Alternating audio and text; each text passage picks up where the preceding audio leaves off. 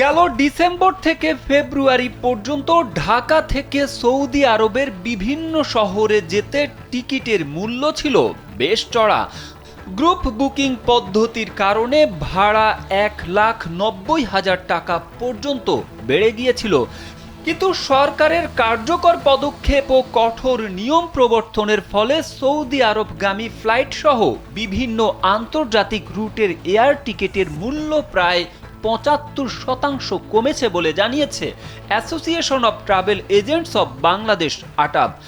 বুধবার এক বিবৃতিতে আটাব জানায়, সরকারের মনিটরিং ও নতুন বিধিনিষেধ কার্যকরের ফলে বর্তমানে টিকিটের মূল্য ৪৮,০০০ থেকে ৫০,০০০ টাকার মধ্যে নেমে এসেছে। স্যান্ডেলিনা সো, রূপচর্চায় আভিজাত্য।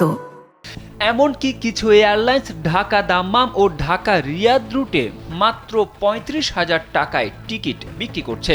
আটাব জানায়, টিকিটের লাগামহীন মূল্য বৃদ্ধি ঠেকাতে ও বাজারে শৃঙ্খলা আনতে বেসামরিক বিমান পরিবহন ও পর্যটন মন্ত্রণালয় গেল ১১ ফেব্রুয়ারি একটি পরিপত্র জারি করে।